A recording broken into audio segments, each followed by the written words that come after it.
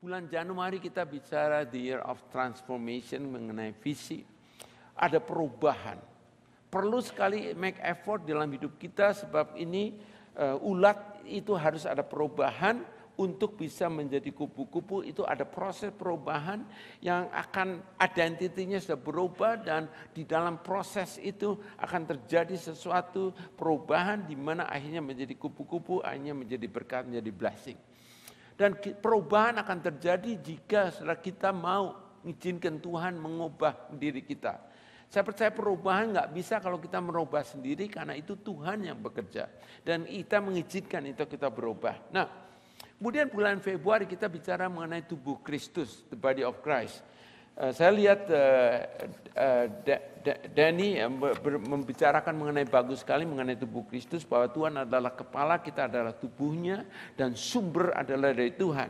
Di situ bicara bahwa Tuhan adalah sebagai kepala, dia yang initiate, yang tujuannya adalah yang Tuhan ingin supaya kita semua bisa mendapat apa bagian yang Tuhan sudah siapkan buat kita sebagai kepala. Dia akan memerintah, sebab itu kita perlu connect sebagai tubuh Kristus, kita perlu connect.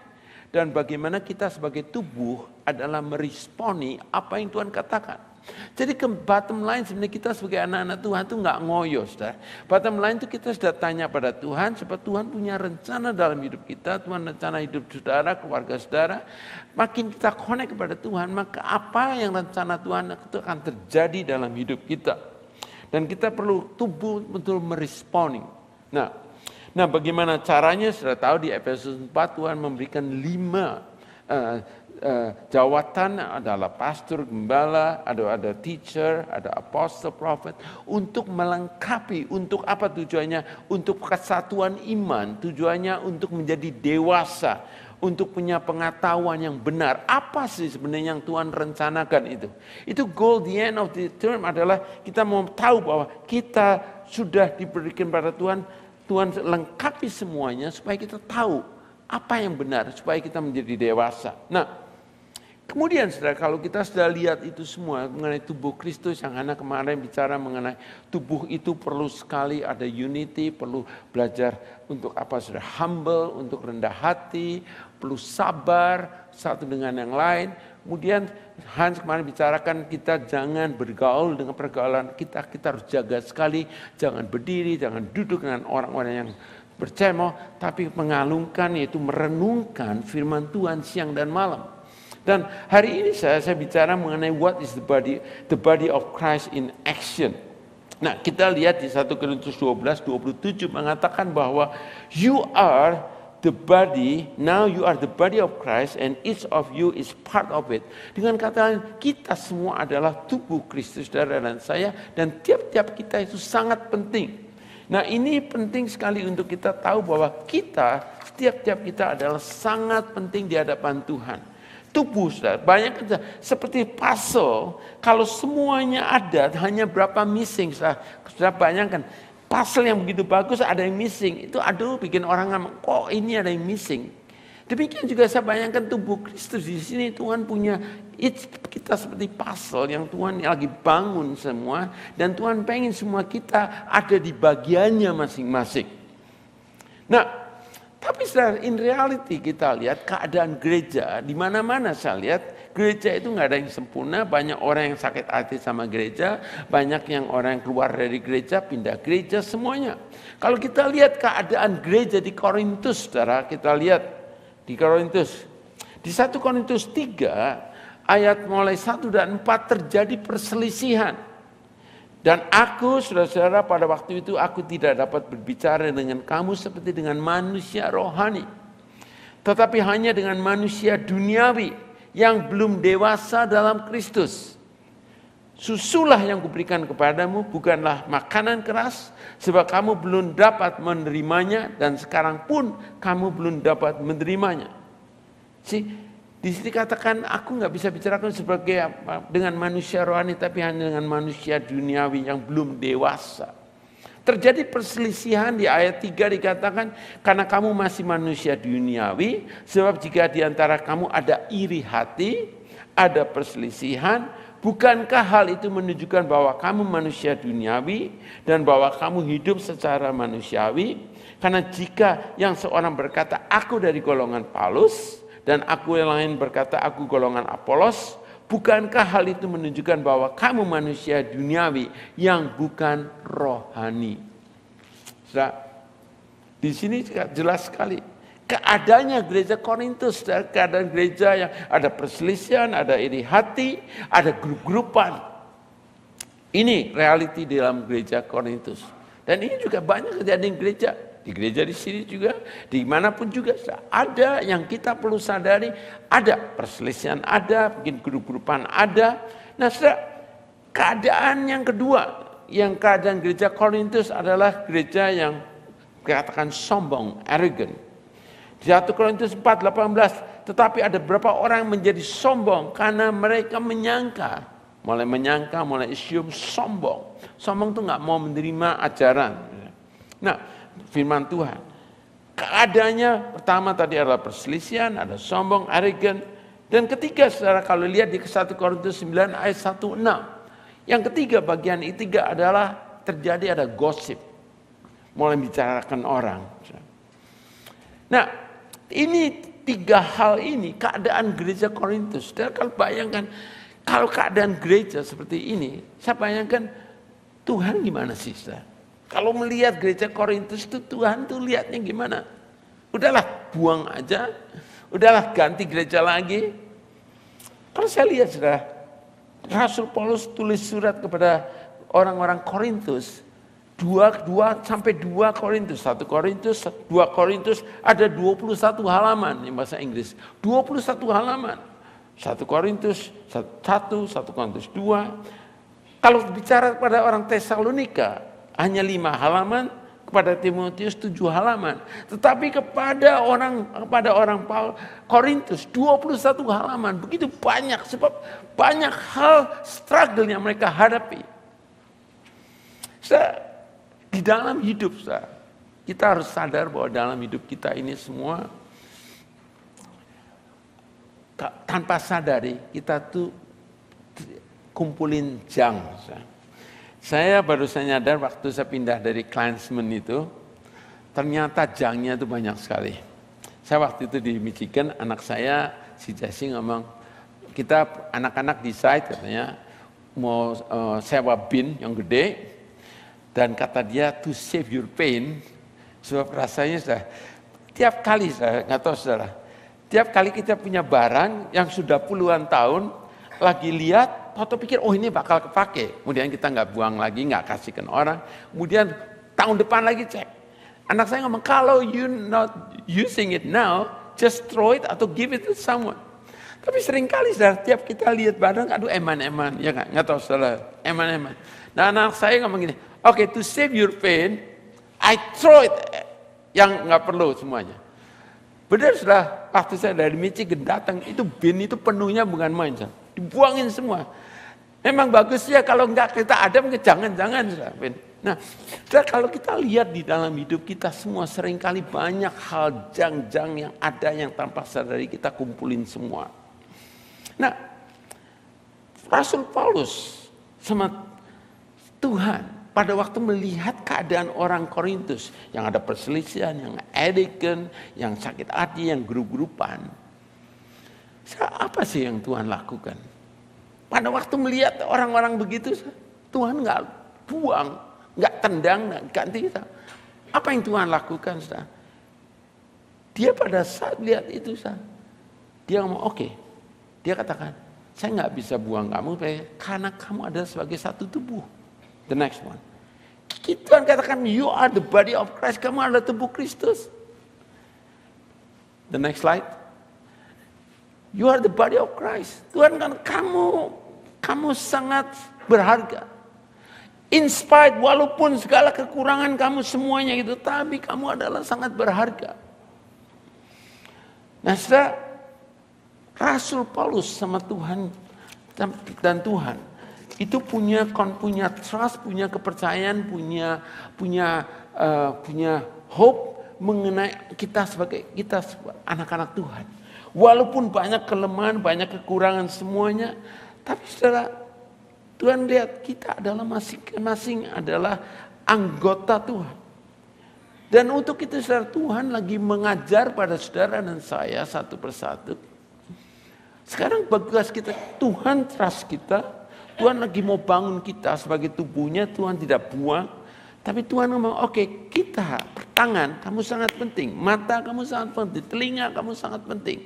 Saya nggak akan buang kamu. So itu kamu yang bagian yang kamu harus belajar adalah kamu take the responsibility. Number one, ada 4 hukum di dalam body of Christ yang saudara dan saya perlu ikut ambil bagian dalam hal ini. Tapi number one, saudara, kita must accept our responsibility. Tanggung jawab kita itu diciptakan khusus. Saudara dan saya diciptakan Tuhan khusus. Ada yang mungkin telinga, ada yang mata, ada yang mulut, ada yang kaki, ada semua, ada yang jantung. Semua ini tiap-tiap bagian itu sangat penting. Nggak bisa kita neglect, nggak bisa kita nggak perhatikan. Tapi kita yang sebagai tubuh Kristus, saudara dan saya, perlu mengambil responsibility, kita mengambil bagian dari kita, tanggung jawab kita, apa yang Tuhan telah tentukan saudara dan saya ini di bagian tubuh ini. Sehingga tubuh ini bisa berfungsi, tubuh ini bisa seperti kayak tadi pasal itu lengkap, bisa berfungsi sebagaimana adanya. Pertama, saudara, kita must accept our responsibility. 1 Korintus 12 ayat 15 sampai 16 mengatakan bahwa karena aku bukan tangan, aku tidak termasuk tubuh. Jadi benarkah ia tidak termasuk tubuh? Dan andai kata telinga berkata karena bukan mata, aku tidak termasuk tubuh. Jadi benarkah ia tidak termasuk tubuh? Kita belajar untuk melihat kita tuh siapa bagian kita. Jangan selalu melihat ke lain. Sering kali hidup kita tuh seperti kita ke restoran, kita sudah order makanan, begitu lihat tetangganya kok ordernya lebih bagus.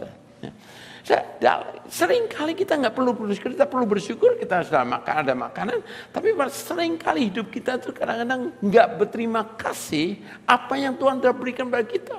Mata kita selalu lihat kanan kiri gini. Seperti ini tangan. Aku tangan tidak termasuk tubuh. Benarkah aku termasuk tubuh? Dan andai kata telinga berkata aku bukan mata. Mungkin telinga kepengen jadi mata. Saudara. Apa bagian kita? Just accept it. Saudara. Perlu saudara untuk kita belajar. Appreciate apa yang Tuhan telah berikan kepada saudara. Saudara unik saudara. Benar di dunia ini saudara unik. Satu persatu saudara unik. Perlu menghargai apa yang Tuhan berikan. Jangan sampai kita mau ditipu oleh iblis bahwa kita nggak berarti. Jangan sampai kita mau ketipu bahwa kita tidak berarti. Tiap kita sangat berharga. Masing-masing kita anggota adalah sangat berharga. Itu pertama. Kedua, saudara, hukum yang kedua adalah kita must accept our limitation. 1 Korintus 12, 17, 18 berkata, andai kata tubuh seluruhnya adalah mata, di manakah pendengaran? Andai kata seluruhnya adalah telinga, di manakah penciuman? Tetapi Allah telah memberikan kepada anggota masing-masing secara khusus, katakan, suatu tempat pada tubuh seperti yang dikehendakinya. Sudah perlu kita belajar Tuhan, menerima apa yang Tuhan berikan pada kita masing-masing secara khusus. Seperti yang dikehendakinya. Nerima saudara. Kita belajar apa yang Tuhan telah berikan dan kita sadar tiap kita itu ada limitation. Ini tangan gak bisa melihat. Ini tangan hanya kerja untuk mengambil sesuatu. Tangan ini gak bisa dengar. Tangan ini punya khusus untuk tegas. Tapi mata punya khusus sendiri. Tiap-tiap kita punya bagian ada limitationnya yang kita merasakan bahwa kita need each other sebab kita punya ada limit. Rick Warren gerejanya hanya sekarang menjadi puluhan ribu. Pada waktu dia jemaatnya 500, dia kerja mati-matian sampai akhirnya dia sudah exhausted, tapi dia sadar bahwa dia punya limitation, dia hanya salah satu. Sampai dia katakan pada jemaat, saya nggak bisa lagi. Kita harus kerjasama. Nggak bisa semuanya pastor yang harus kerjain. Dan begitu dia menyadari limitation, saudara, langsung saudara, jemaat mulai ikut ambil bagian. Kemudian gereja itu bertumbuh ribuan. Pada beberapa tahun lalu kita pergi ke LA, berapa dari kita 12 ke sana ikut conference Purpose Driven Life, Purpose Driven Church. Kita lihat bagaimana involvement dari tiap-tiap orang, mulai usher, even ushernya mulai bagian usher. Even banyak orang-orang yang CEO yang kaya-kaya sekali, even malah bikin bersih washroom itu. Saya was amazed lihat tiap-tiap mereka ikut ambil bagian, mereka nggak peduli title, mereka apanya, tiap-tiap mereka ikut bagian, luar biasa. Penyambutannya asar mulai dari parking lot, mereka sudah mulai menyambut kita semuanya. Kita merasa itu welcome mulai dari parking lot, saudara. Bagaimana care, ikut bagian, karena sudah. Gereja bukan hanya tergantung satu pastor. Jadi kita perlu menyadari bahwa gereja yang di Efesus 4 katakan ada 5 jawatan. Saya sebagai gembala hanya salah satunya. Dan kita punya kesalahan, gereja punya paradigma bahwa gereja itu tergantung pastornya. Enggak, saudara. Kita ada 5 jawatan yang Tuhan lagi siapkan buat kita yang untuk ikut kita semua.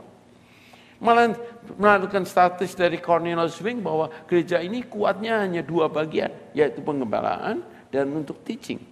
Ya, Hana banyak bagian teaching, saya bagian pengembalaan. Bagaimana dengan 3 karunia lainnya yang evangelis, yang punya evangelis? Kalau mereka tidak diactivate, tidak ada orang yang punya layan, maka yang lainnya punya potensi itu nggak diaktifkan, sudah banyak kan? Yang lama-lama nggak do anything, yang lama-lama mulai merasa hopeless, merasa ini bukan bagian saya, mulai nggak ada suatu semangat lagi, sebab kita semua ada bagian dalam hidup kita. Dan katakan 5 jawatan ini adalah to equip, membangun untuk membangun untuk tubuh Kristus itu dibangun. Nah, saudara, ini limitation itu saya sangat limited. Mungkin hati saya lebih banyak di dalam pengembalaan. Dan saya banyak, tapi saya harus ngurusnya administrasi, yang lain-lain saya nggak bisa. Saya itu perlunya, sebab itu gereja kita ada Billy yang bagian mengirim mengenai administrasi. Sekarang Danny ikut ambil bagian dalam pelayanan semua. Dan kita gereja ini banyak sekali yang perlu diikutkan semua. Dan saya bersyukur gereja tahun ini invest untuk melihat orang-orang yang punya karunia ini di train, pergi ke LA, pergi ke Michigan, di-equip semuanya. Sebab kita melihat gereja akan bisa berjalan kalau di dalam sel ini tiap-tiap orang itu ikut ambil bagian. Sebab kita menyadari tiap-tiap orang punya limitation. Di dalam cell group, kesalahan dulu adalah orang yang menyerahkan cell group itu berdasarkan cell leadernya. Jadi cell leadernya tanpa sadari itu seperti kayak pasturnya. Jadi semua harus take care, mulai ngurusin, malah ada yang harus mimpin pujian, setelah itu khotbah, setelah itu semuanya pasturnya semua. Seperti kayak cell group leader sebagai pastor. Tapi kita berubah setelah kita menyadari bahwa tiap-tiap kita ada bagian. 1 Korintus 14, saya ingin kita lihat sama-sama. 1 Korintus pasal 14, dikatakan bahwa tiap-tiap orang itu mempunyai bagian. Jadi kalau kita masuk ke suatu tempat, ya, dikatakan di bawah tiap-tiap kita ikut ambil bagian pelayanan. Ayat 26 katakan, 1 Korintus 14, 26. Jadi bagaimana sekarang saudara-saudara, bila mana kamu berkumpul, hendaklah tiap-tiap orang mempersembahkan. Katakan tiap-tiap orang, sekali lagi. Jadi bagaimana sekarang saudara-saudara, bila mana kamu berkumpul di cell group, berkumpul even di gereja, hendaklah tiap orang mempersembahkan sesuatu. Yang seorang mazmur, yang lain pengajaran, atau penyataan Allah, atau karunia bahasa roh, atau karunia untuk menafsirkan bahasa roh. Tapi semuanya itu harus dipergunakan untuk membangun. Jadi kalau kita lihat, kalau hanya satu aja yang tergantung, maka ada limitation. Tetapi kalau tiap-tiap orang yang punya karunia mulai menggunakan karunianya, ini akan ada grow, akan terjadi ada sesuatu yang tidak stagnan.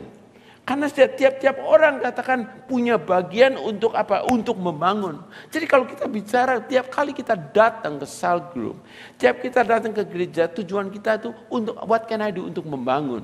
Not what can I get. JF Kennedy bagus sekali bicara pada rakyat di negara Amerika yang selalu mikir what government can do. Dia ngomong apa yang bukan apa what you can do, bukan what government can do. Dia berkatakan menghimbau rakyat mulai berpikir punya paradigm sekarang apa yang kita bisa lakukan kepada pemerintah, bukan apa yang pemerintah bisa lakukan kepada kita. Demikian juga di pelayanan di cell group, pelayanan di gereja. Instead kita mikir apa yang gereja bisa berikan kepada saya, pikir apa yang saya bisa ikut ambil bagian. Dan kalau kita satu persatu ikut ambil bagian, saya amazed akan explosion terjadi karena tiap-tiap kita ambil bagian. Saya menyadari, saya sangat limited. Kita semua sangat limited, sebab itu kita kalau kerjasama luar biasa terjadi. Ketiga, yang bagian ketiga adalah kita harus melihat, bukan yang ketiga adalah kita harus menghormati. Kita honor by the others. Ini yang kita perlu belajar. Saya terus lagi belajar terus untuk kita belajar menghormati karunia, menghormati saudara kita yang lainnya. 1 Korintus 12, 21 sampai 23. Jadi mata tidak dapat berkata kepada tangan, aku tidak membutuhkan engkau, dan kepala tidak dapat berkata kepada kaki, aku tidak membutuhkan engkau. Malahan justru anggota-anggota tubuh yang nampaknya paling lemah, yang paling dibutuhkan, dan kepada anggota-anggota tubuh yang menurut pandangan kita kurang terhormat, kita berikan penghormatan khusus, dan terhadap anggota-anggota yang kita tidak elok, kita berikan perhatian khusus. Sudah dikatakan di sini untuk kita mulai honoring, menghormati, saling menghormati. Saya perlu sekali untuk kita bisa belajar untuk kita jangan mahal saudara, untuk katakan yang bagus dari saudara kita pelayanan. Appreciate itu sangat penting. Even di keluarga pun suami istri perlu bukan put down, bukan mencela. Justru kalau ada sesuatu kita honoring each other. Belajar menghormati apa yang bagus. Gereja sebenarnya perlu, saudara, kita perlu mempraktekkan ini. Ini firman ini katakan kita, we must each honor the other. Kita mulai belajar untuk respecting pelayan-pelayan yang bagian melayani, saudara.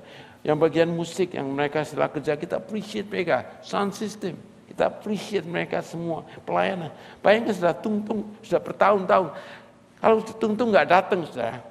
Nggak tahu siapa yang sound system saat ini. Bayangkan di tiap minggu sudah bertahun-tahun, saudara.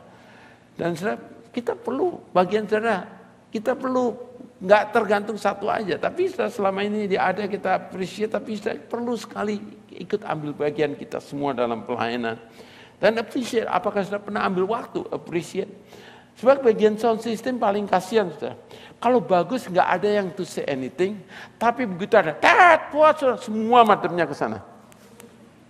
Semua menyorot kesalahan. Nah seringkali dalam hidup kita sering gitu saudara. Ada suatu bagus take for granted. Tapi begitu ada satu kesalahan semua mulai kritik. Semua mulai menjatuhkan semua. Kemudian saudara yang keempat. We must each aware of the others. Nah 1 Korintus 12, 24, 26 mulai katakan. Hal itu tidak dibutuhkan oleh anggota yang tidak elok. Allah telah menyusun tubuh kita begitu rupa sehingga kepada anggota-anggota yang tidak mulia diberikan penghormatan khusus supaya jangan terjadi perpecahan dalam tubuh, tetapi supaya anggota-anggota yang berbeda itu saling memperhatikan.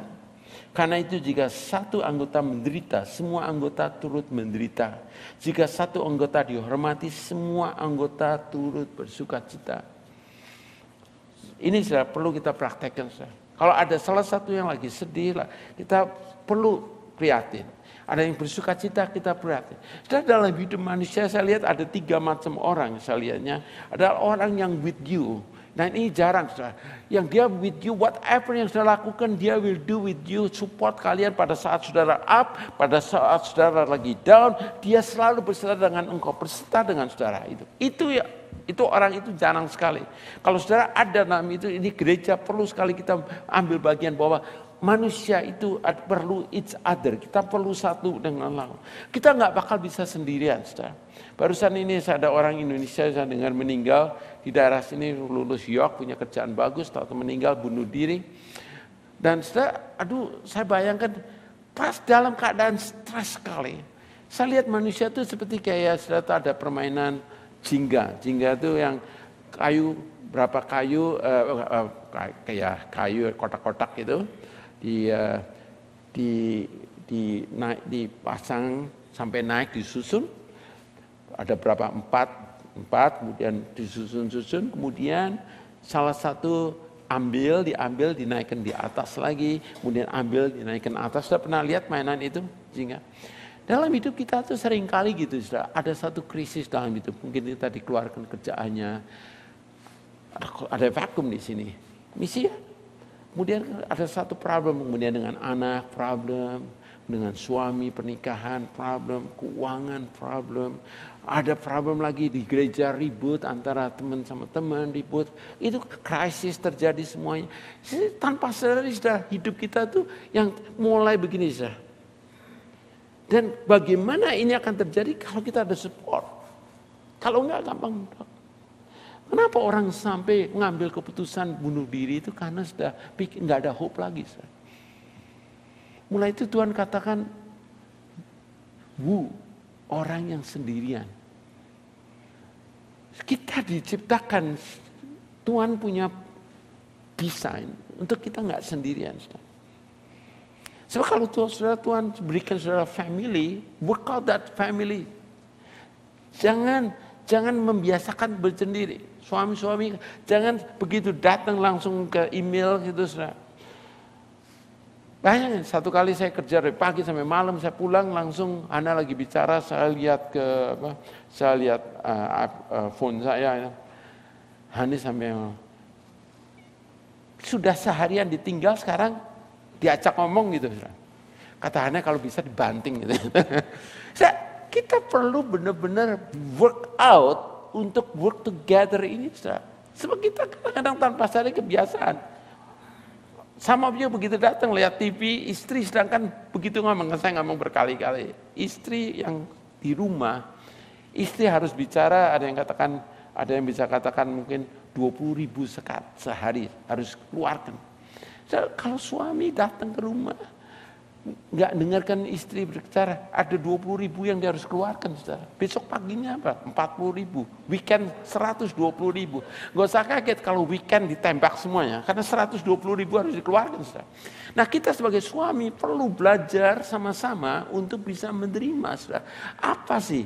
Kita harus workout di dalam sebagai tubuh itu, kita perlu workout sama-sama, workout ini semuanya. Nah kita perlu sekali saudara, dalam hal ini to aware bahwa di dalam kita memperhatikan, katakan di sini ayatnya adalah kita saling anggota yang berbeda itu saling memperhatikan.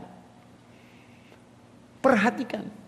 Kesalahan seringkali kita sebagai suami kadang-kadang kita nggak detail, kita nyadari orang laki. Sebab itu orang perempuan kalau ke toko dia bisa jam-jaman, coba rok semuanya gitu. Kelihat lagi semua nggak dibeli, lain toko lagi. Tapi orang laki beli barang langsung ambil langsung. Kita benar-benar ciptakan. Tapi sebab itu di dalam hidup kita satu persatu sudah. Kita sebagai orang laki terutama saya mengimbau coba memperhatikan. Perhatikan apa? Aduh istri saya paling senang waktu saya pernah perhatikan. Dia senangnya roknya warna apa, saya belikan roknya, pas lagi bisa tuh. Tapi sekarang saya lupa lagi sudah. Saya harus perhatikan lagi. Dalam hal ini tuh benar-benar kita have to make effort. Di dalam sal pun, di dalam keluarga, dalam tubuh Kristus itu kita perlu sama sekali memperhatikan. Gimana pun juga saudara kita adalah sebagai anggota-anggota yang kita katakan kita lemah. Kita perlu memperhatikan seperti tadi. Jingga itu, kalau ada krisis terjadi semua, itu sudah banyak fondasinya tuh mulai Diambil, krisis terjadi, sedangkan naik. Banyak orang manusia mau lihat looks good luarnya terus. Kelihatannya bagus semuanya. Saudara. Tapi tanpa sadari itu sebenarnya just matter of time. Boom. Sebab itu perlu, kenapa cell group itu perlu sekali untuk kita saling bisa support. Cell group itu perlu sekali untuk kita bisa karunia-karunia bisa digunakan saling untuk bisa membangun, untuk memperhatikan. So itu cell group nggak bisa sebulan sekali sebenarnya.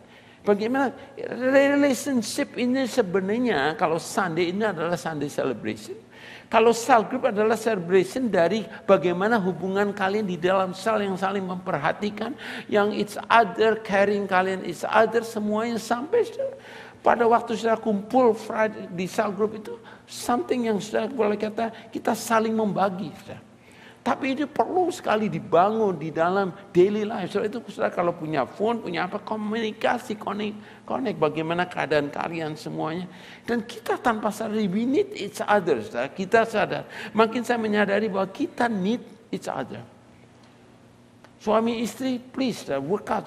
Kalau saudara nggak close each other, nanti kalau anak pulang perkosong rumah, saudara nggak biasa enak intim, saudara, biasa alus-alusan, kasar-kasaran, aduh saudara, nggak enak sekali, saudara. Orang kadang Jakarta ngomong, aku gua, atau satunya lu, apa, saudara, ngomongnya lu, gua, saudara, itu macam-macam, coba create sesuatu, perhatikan bagaimana saudara untuk bisa create the environment. Sebab tanpa sadari saudara, saya bersama Hana sudah banyak, anak-anak sekarang sudah besar, semua sudah menikah semua. Sering banyak sekali kita waktu together. And I have to work out supaya bisa create environment tuh enak, ngobrol, looking forward, bisa guyonan, bisa semuanya. Enak, gak serius, gak takut nanti berbuat salah, gak takut ini karena suami terlalu medit, takut uang nanti ditanya semua. Nah, gak ada, rasanya tuh enak, freedom ini perlu sekali kita bangun. Nah, di dalam hidup kita, dalam sel ini juga saudara, dikatakan untuk saling memperhatikan. Nah, yang menarik sekali saudara, dari 4 hukum tadi saling kita take responsibility kita apa, kita harus belajar menerima limitasi kita harus menghargai yang satu dengan lain, dan kita harus saling aware, memperhatikan satu dengan yang lain. Dan kemudian 1 Korintus 12 ayat 31 dikatakan, jadi berusahalah untuk memperoleh karunia-karunia yang paling utama, dan aku menunjukkan kepadamu jalan yang lebih utama lagi. Apa tuh lebih utama lagi? Sebab Korintus ini lagi bicara mengenai karunia gift, dan biasanya kalau orang sudah mulai punya karunia, itu tanpa sadari itu mulai sombongnya keluar. Hebatnya aku, hebat ini, aku bisa speaking tongue, kemudian bisa ini, bisa interpret, semuanya. Jadi tanpa sadari itu bisa menjadi bahaya sekali dan akhirnya jadi sombong. Dan apa yang Rasul Paulus mengatakan di 1 Korintus 12:31? Dan aku menunjukkan kepadamu jalan yang lebih utama lagi. Dan lebih utama lagi itu lagi bicara apa sih? Mari kita lihat sama 1 Korintus 13. Sebab Rasul Paulus lagi bicara di sini nih. Oke, kamu sekarang kamu sudah tubuh Kristus, kamu punya karunia semuanya, kamu coba kerjasama semuanya. Tapi yang paling penting sekali adalah mulai 1 Korintus 12 1 Korintus 13. Seperti itu ayat 31 adalah yang terakhir. Sekalipun aku dapat berkata-kata dengan semua bahasa manusia dan bahasa malaikat, tapi jika aku tidak mempunyai kasih, aku sama dengan gong yang berkumandang dan canang yang bergemerincing.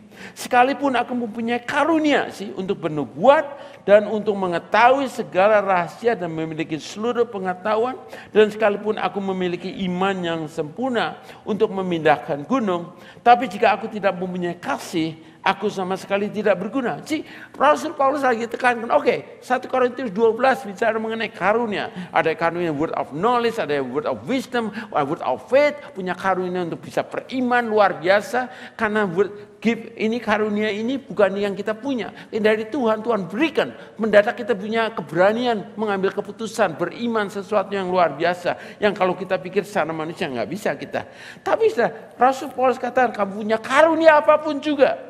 Tapi Kalau kamu tidak ada kasih, apa gunanya? Malah kata ketiga, sekalipun membagi bagian segala sesuatu yang ada padaku, bahkan menyerahkan tubuhku untuk dibakar, tapi jika aku tidak mempunyai kasih, sedikit pun tidak ada faedahnya bagiku.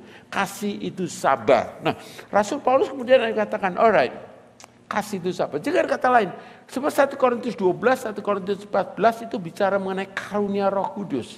The gift of faith, the gift of Holy Spirit. Nah, itu kalau kita nggak kuat fondasinya, itu bisa jadi sombong, jadi saingan, semuanya itu bahaya sekali. Nah, sebab itu Rasul Paulus bicara di tengah-tengah antara 1 Korintus 12, 1 Korintus 14 mengenai kasih. Dan kasih itu dia start dengan ada dua, sebenarnya kalau kita melihat kasih itu ada dua hal, yaitu passive love and active love. Passive love itu adalah kasih itu adalah sabar, panjang sabar. Kalau bahasa Inggrisnya long suffering. Bicaranya artinya ceritanya adalah pada saat disakiti, kita ambil napas. Take a deep breath, kita nggak balas gitu. Nggak resign, kita nggak sakit hati. Itu sebenarnya quality love yang penting sekali. Dan mengapa seringkali terjadi grup-grupan? Kenapa terjadi akhirnya keributan? Kenapa akhirnya terjadi konflik? Dimanapun juga, di rumah tangga, di mana semua. Sebenarnya kenapa? Kita pada saat waktu kita disakiti, kita catat tuh kesalahan orang itu. Masuk ke sini. Kita nggak jaga hati. Yang kita ngomong, oke lah, kita ampuni. Dan kita ingat. Entertain, sampai some of you mungkin nggak bisa tidur, menceritakan bagaimana saudara disakiti oleh orang dari gereja orang. Nah, Paulus katakan di sini, kasih itu sabar, long suffering, yang ambil napas panjang, nggak bales, nggak coba catat kesalahannya. Sebenarnya dipikir paling enak di dunia ini kalau kita tuh nggak nyatat kesalahan orang. Saya bersyukur, saya lupa loh, banyak orang berbuat salah saya lupa. Tapi harap saudara lupa juga kalau saya berbuat salah pada saudara. Enak kalau kita nggak nyimpen kesalahan orang. Kalau saudara, sebab iblis setiap kali selalu coba ngelitikin kita untuk ingat lagi saudara. Dan ini bahaya sekali, sebab begitu kita mulai mencatat kesalahan orang, mulai resent, mulai pahit hati, akar pahit ini, tanpa sadari kita mulai menyendiri. Kita nggak mau ikut masuk grup lagi. Biasanya tendensinya adalah orang-orang yang mulai come to depression itu biasanya mulai menyendiri, mulai nggak mau kumpul orang, depression mulai terjadi. Iblis mulai bekerja. Kalau singa lagi mau ngejar kambing, mereka nggak mau pada waktu begitu banyak. Tunggu di mana ada kambing mulai menyelonong sendiri. Dan iblis punya cara juga begitu, saudara. Bikin kita bitter, bikin kita pahit hati, bikin kita kesel semua, sampai akhirnya kita sudah forget about church, forget orang Kristen, munafik semuanya. Akhirnya kita mulai kata-kata yang akhirnya kita tanpa sadari kita sudah keracunan, saudara. Di sini katakan kasih itu panjang sabar. Kasih itu sabar ditulisnya, tapi love suffer long suffering. Tapi itu adalah passive love. Jadi tanpa sadari, kalau kita bicara passive love itu kita nggak mencatat. Tiap kali orang berbuat salah, oke, kita hapuskan. Yesus salah satu contoh. Tiap kali saya yang menolong saya sering kali gini. Kalau sampai orang berbuat itu, bisa ada berapa hal. Orang itu berbuat mungkin karena nggak sengaja. Orang itu berbuat karena dia punya habit, kebiasaan. Orang itu berbuat karena mungkin ada masa backgroundnya dia yang menyebabkan dia sampai begitu. Nah, kenapa? Malah kita lihat kasihan orang itu sebenarnya. Kalau kita lihat sebenarnya kasihan, kenapa itu? Banyak orang yang punya low esteem, yang self esteem, yang sejak kecil mungkin dia dijelek-jelekan sampai rasanya nggak punya harga diri lagi. Nah, itu gampang sekali kesinggung, saudara. Dan kalau kesinggung mulai assume, mulai macam-macam, mulai menuduh semua, dan kita jangan mau kepancing keadaan gitu. Kita harus jaga sekali. Jangan sampai kita mau, sebab itu Rasul Paulus bicara di sini di antara 1 Korintus 12, 1 Korintus 14. Kalau kita mau menjadi tubuh Kristus, kita perlu sekali untuk tidak mencatat kesalahan orang. Kita perlu sabar, panjang sabar. Manusia itu berubah. Tuhan punya cara sendiri. Tuhan paling senang kalau kita orang yang bersalah kita ampuni. Tuhan sebab itu Tuhan ngomong, ampunilah kesalahan mereka seperti aku mengampuni kamu. Kita punya kesalahan banyak sekali. Saudara. Kesalahan kita banyak sekali. Just ampuni. Saudara. Just terima kelemahan masing-masing. Hana sama saya pikir berapa kali saya pikir banyak kelemahan saya dia terima, yang we struggle, terima, ya udah terima dah. Kemudian saya lihat juga dia punya kelemahan juga. Saya belajar saya harus terima juga. Salah satu kelemahan dia adalah mengenai map. Saudara. Kalau kita drive 1000 kali satu tempat, kalau dia suruh ke sana dia nggak tahu. Saudara. Nah itu suatu bayangkan bisa saya ngomong masa nggak diingat, masa nggak ingat. Tapi saya lihatnya itu suatu kelemahan. Nah sebab itu saya terima, sebab itu kalau dia disuruh bawa ke downtown dia nggak mau, dia nggak tahu. Dia taunya certain yang saya tahu. Tapi ini suatu kelemahan dan saya punya kelemahan juga. Saya sering lupa dan kadang-kadang saya juga untuk sering konsentrasi. Saya punya cucu si Joel itu saya lagi belajar satu kali kita lagi marah sama dia. Dia anak yang nggak pernah diam. Kalau diomongin dikasih tahu pagi-pagi. Jangan ribut. Zack mesti tidur. Ribut. Si Hana marah, dia ngasih tahu. Terus satu kali dia waktu dimarahin sampai waktu itu nggak tahu. Itu anak nggak bisa diem, nggak bisa diem. Coba jangan diem anak baik, your brother lagi tidur diem. Dia omong duduk, gerak semua ada aja semuanya. Nah tanpa sadari bikin kita kadang-kadang kepancing kita marah. Nah satu kali Hana marah sekali, marahin. Atau dia turun ke bawah ke kamarnya. Kemudian saya lihat dia diem aja. What happened, Joel? Diem aja, nothing. Diem. Saya ngomong nih, tadi sakit hati nih anak, harus beresin. Dia turun bawah, terus dia nangis. Terus Joel, why? I don't know why everybody get mad with me. Dia nggak even tahu kenapa dia dimarahin. Saya perhatikan tuh kalau diajak omong, ini anak-anak matanya ke kanan kiri, nggak dengerin. Jadi saya bayangkan, itu saya sih waktu kecil. Jadi saya ngomong, ya saya bisa ngerti. Itu saya sama Joel, dengan Joel, oke, listen. Ya, itu salah satu yang kita perlu belajar di dalam hidup kita tuh, kita akan menghadapi dalam kita tuh orang-orang macam-macam apa yang kita harus belajar mengampuni. Dan kedua, active love, kalau bicara passive love dan active love adalah kasih itu murah hati. Nah, apa yang Tuhan ingin adalah Rasul Paulus katakan kita bukan hanya tidak mencari kesalahan orang, tapi untuk bisa body of Christ itu jadi kita actively involved. Actively kita bisa membangun, actively apa yang kita bisa contribute untuk membangun ini. Kata-kata encouragement, apa bagian kita kalau saudara diberkati Tuhan punya, what can you do something? Treat someone, mikir. Amazing, saudara. Amazing. Kalau kita just ambil waktu, kalau Tuhan berkati saudara, ambil waktu lagi di toko, atau pas ada satu sale ini, siapa yang perlu ini ya? Amazing kalau saudara, tahu Tuhan digerakkan seseorang. Dan saudara lakukan itu. Amazing bagaimana orang itu appreciate. Karena kalau kita dengar Tuhan tuh bicara saudara. Kita ngalami berapa kali saudara. Dengar, tapi kita lakukan. Kita mengambil action. Dan the result saya ngomong, wow. Dan rasa ada sukacita. Ada suatu senang kalau kita bisa membuat actively dikatakan murah hati. Saudara, salah satu untuk kita melatih murah hati itu karena murah hati itu kalau kita lakukan terus, itu selfish kita tuh mulai hilang. Kita semua ada selfishness. Kita punya selfishness. Kita ada selfishness kita semua. Tapi dengan kita actively kita itu melawan gravity kita untuk jadi selfish, kita makin murah hati. Nah, murah hati itu harus intentionally kita lakukan. Saudara diberkati, saudara ingat ada keponakan saudara, orang yang di saudara apa, ingat saudara, just do it.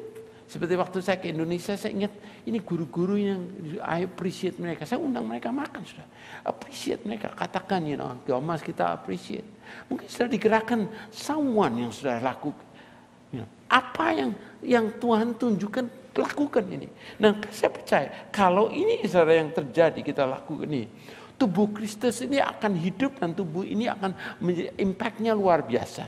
Gereja ini menjadi gereja yang benar-benar sudah benar bukan just bikin-bikinan tapi akrab benar dan dunia rindu saudara melihat. Dunia merindu bagaimana kita satu persatu bisa bersatu, saling memperhatikan, saling membangun, bukan put down.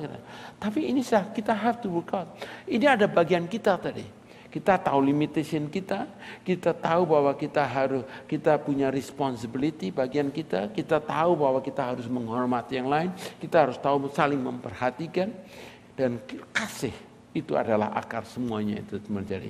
Mari sudah kita sama-sama berdiri dan mari sudah kita berdoa sama-sama bagian musik sudah kita akan